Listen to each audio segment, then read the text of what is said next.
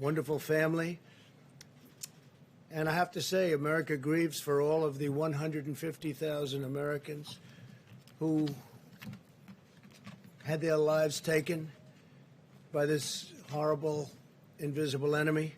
We mourn their loss as a nation. We mourn their loss as people that love one another.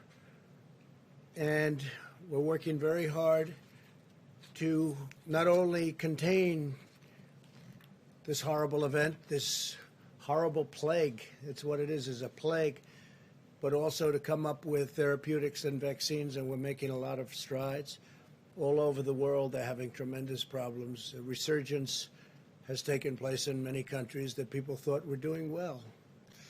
Despite a wide range of approaches to the pandemic between countries, this resurgence in cases is occurring throughout large portions of our planet in Japan, China, Australia, Belgium, Spain, France, Germany, Hong Kong, places where they thought they've really done great.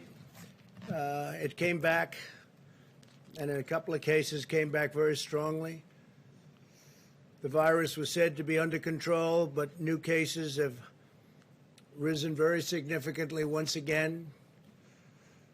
So when you think somebody's doing well, sometimes you have to hold your decision on that. You have to hold your statement. Since the beginning of June, daily new cases have increased by a factor of 14 times in Israel, 35 times, that's 35 times in Japan, and nearly 30 times in Australia, just to name a few. These were countries that were doing incredibly well. Leadership was being praised. Latin America now leads the world in confirmed infections. And with the scarcity of testing in Latin America, the true numbers, you have no idea what they might be.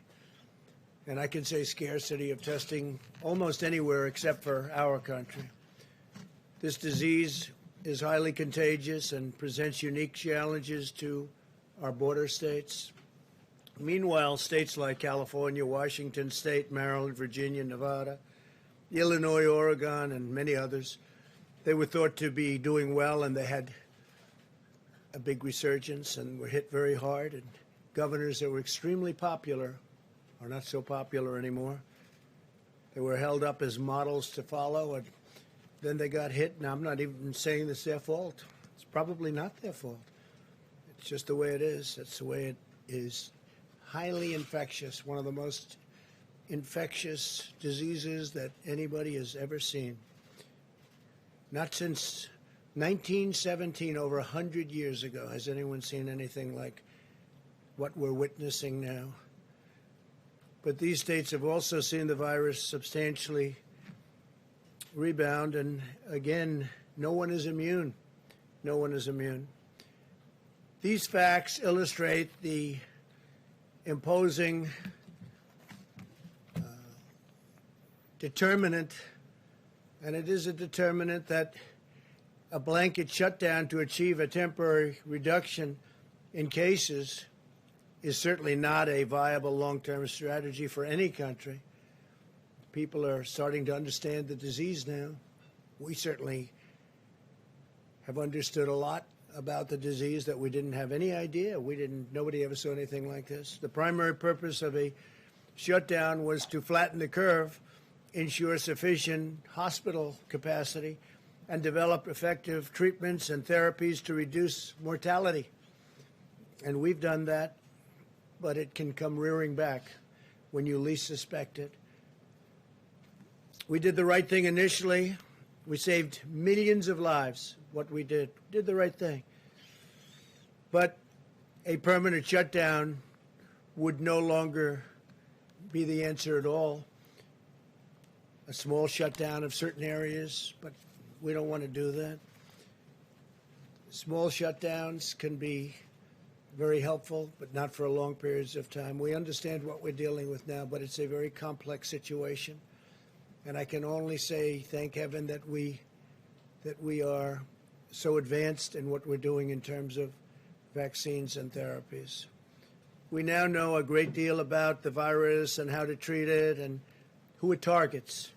Almost half of the deaths come from less than 1% of our population. Think of it, half of the deaths, really a tremendous number, half of the deaths come from less than 1% of our population, those living in nursing homes and assisted living facilities. The average age of those who die from the illness is 78.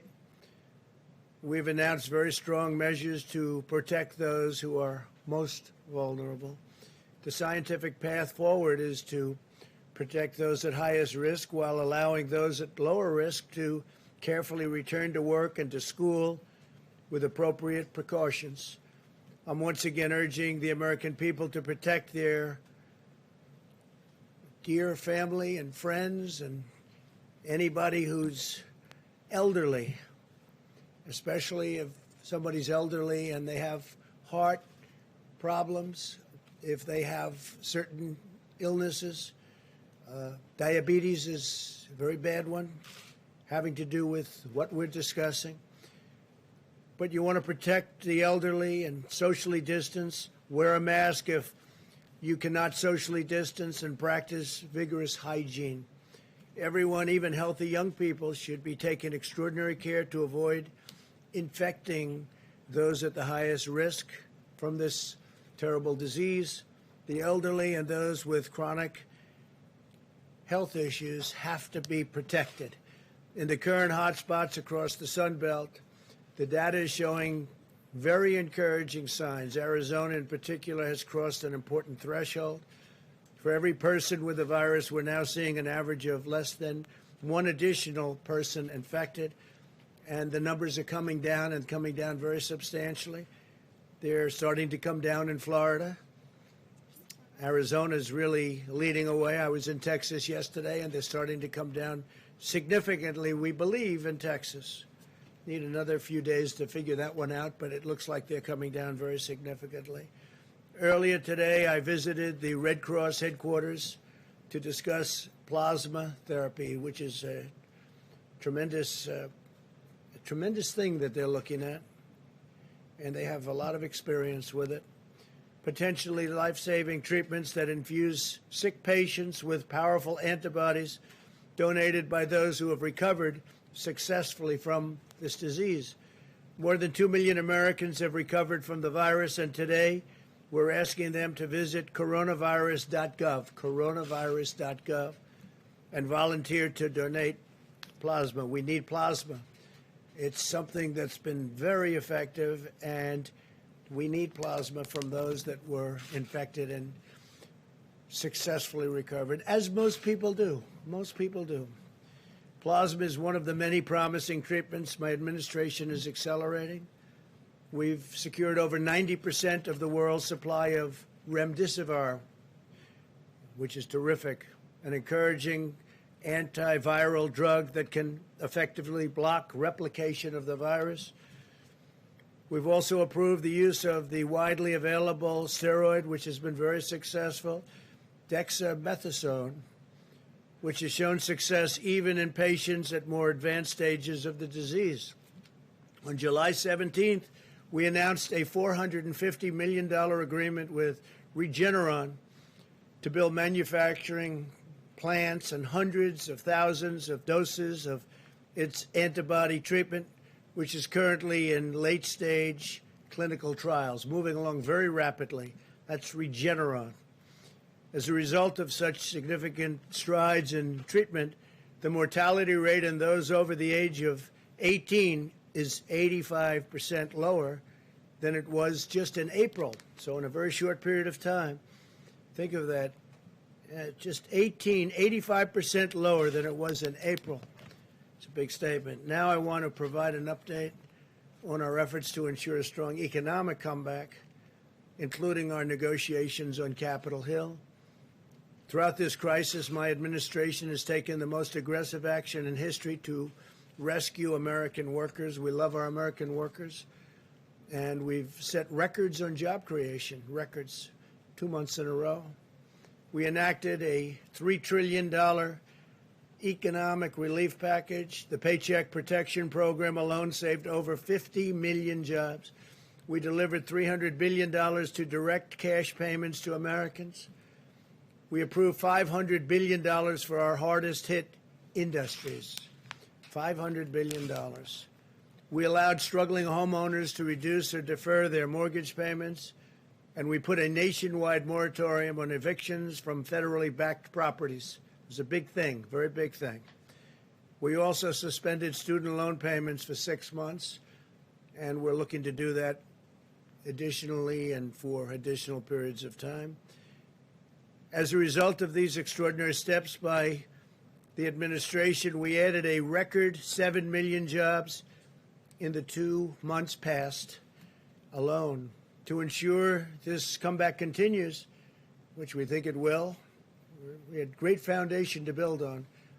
We were the strongest country in the world, nobody close. We were outdoing everybody from China. If you remember, for many years you heard that in 2019 China would surpass the United States. Well, it didn't. We gained on them very significantly. We took it to a level that nobody's ever seen, 2019, and we'll be back there very shortly. It won't take very long based on everything that we're seeing. It's not going to take very long. I think next year is going to be an excellent year, maybe one of our best years ever from an economic standpoint. We can never, ever forget the people that have been lost. We never will. We'll never forget them, never forget what happened. This could have been stopped in China. They should have stopped it, and they didn't. But I'm asking Congress to pass additional legislation to support Americans in need. First, we want a temporary extension of expanded unemployment benefits. This will provide a critical bridge for Americans who lost their jobs to the pandemic through no fault of their own. This was not anybody's fault from the standpoint of jobs. It happened. Terrible thing happened. Could have been stopped. It happened. I want to thank Senate Republicans for fighting to extend unemployment benefits today in the face of very strong Democrat obstruction, which I'm surprised at, because this is great for our country and it's great for our workers, and it wasn't our workers' fault. Second, we're asking Democrats to work with us to find a solution that will temporarily stop evictions. We do not want people who have lost their jobs due to the virus to be evicted from their homes or apartments. We don't want that to happen. Third, we need Democrats to join us to pass additional economic relief payments for American citizens, like the payment sent directly to 160 million Americans earlier this year, which was a tremendously successful program. This money will help millions of hardworking families get by. My administration is also asking Democrats to work with us to pass $105 billion to help schools safely reopen. Children are not at the lowest risk. If you look at what's going on, the younger, the better. Amazing, the immune system. For children, the lower they are in age, the lower the risk in terms of the age group itself. I tell the story that in New Jersey, with thousands and thousands of people dying, sadly dying, the governor was telling me that only one, Phil Murphy, only one died under the age of 18. That's incredible. With thousands of people that died in the state of New Jersey, one made an impact. One died under the age of 18. Children are at the lowest risk of any age group from the virus. Indefinite school closures will inflict lasting harm to our nation's children. We must follow the science and get students safely back to school while protecting children, teachers, staff, and family. We have to remember that there's another side to this. Keeping them out of school and keeping work closed is causing death also. Economic harm, but it's causing death for different reasons, but death. Probably more death. If governors do not want to open the public schools, the money should go to parents so they can send their children to the school of their choice. So we say if a school doesn't want to open, or if a governor doesn't want to open, maybe for political reason and maybe not, but there is some of that going on. The money should go to the parents so they can send their children to the school of their choice. If schools stay closed, the money should follow the students so families are in control of decisions about their sons and daughters, about their children. But to pass a bill, Democrats must reject the extreme partisan voices in their party. They have tremendous voices. They're looking at November 3rd. And probably a day later, they'll say, let's open up the country. But the Democrats have to reject the extreme partisan voices in their party so that we can get our country going even quicker than it's going right now. We have a lot opening, and we have a lot of states that you thought were doing pretty poorly from the standpoint of the virus, and they're actually coming back very strong. This pandemic has underscored the importance of economic policies that put American families and workers first. Got elected on the fact that I put America first. For many, many decades, in my opinion, we put America last. If you look at the crazy, horrible, disgraceful trade deals that we've watched for many years destroy our country. NAFTA, we terminated it. We have USMCA now, which is a great deal, and our farmers are doing really well despite the pandemic. But we put America first, America's families first, and America's workers first.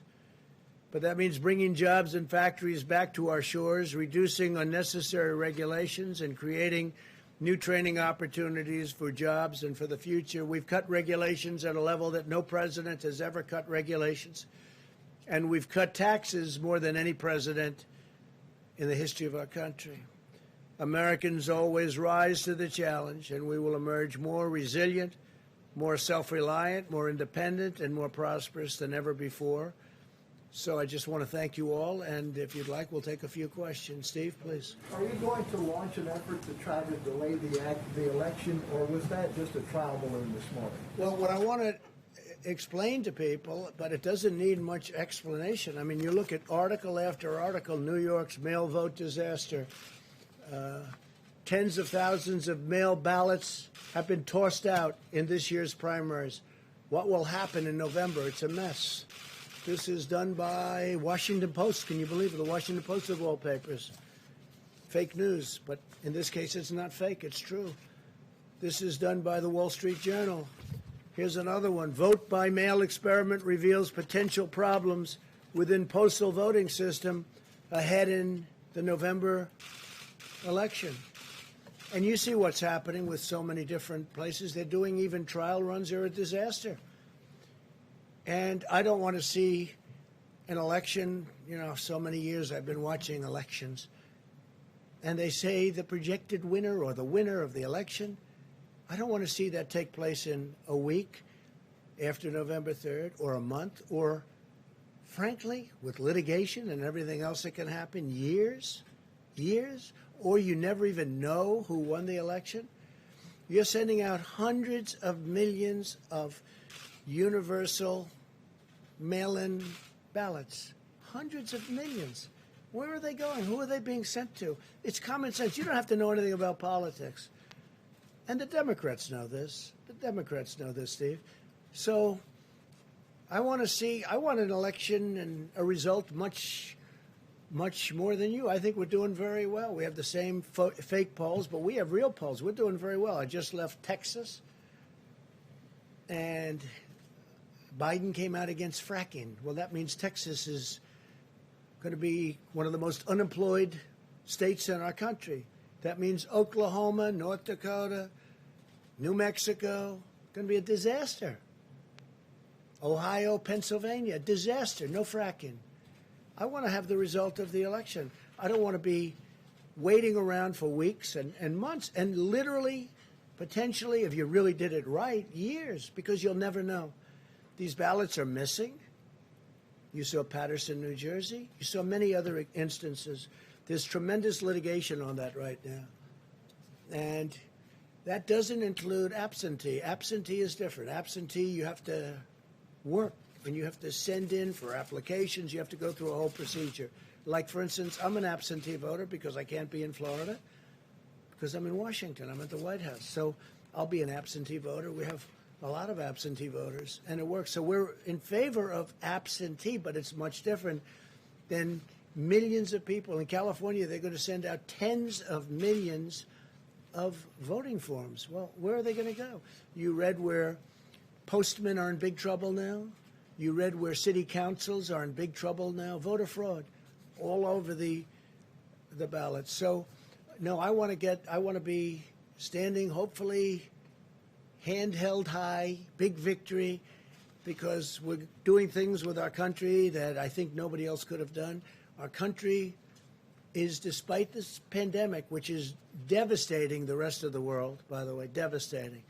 One of the articles that came out was the world's COVID resurgence. This is the Wall Street Journal editorial, the main editorial yesterday in the Wall Street Journal. I don't always agree with them, but they have the world's COVID resurgence, countries hailed as models to see, and then they go, the virus returns at a level like they haven't even seen.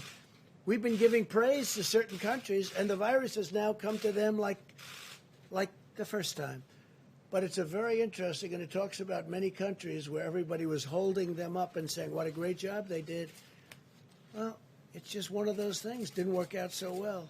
So we want to have an election. I'd love to see voter ID. But this is the opposite of voter ID. The Democrats love it. The Republicans hate it. We all agree that absentee voting is good. Mail-in ballots will lead to the greatest fraud. You know, we talk about Russia, Russia, Russia for 2.5 years, and then they found nothing, and there was nothing. But they talk Russia, Russia, Russia. They talk China. They talk all of these countries. They say they get involved in our elections. This is easy. You can forge ballots. This is much easier for foreign countries. Go ahead, Steve. But delaying the election is probably a non-starter. Wouldn't you agree with that? I just feel I don't want to delay. I want to have the election. But I also don't want to have to wait for 3 months and then find out that the ballots are all missing and the election doesn't mean anything. That's what's going to happen, Steve. That's common sense. And everyone knows it. Smart people know it. Stupid people may not know it. And some people don't want to talk about it. But they know it.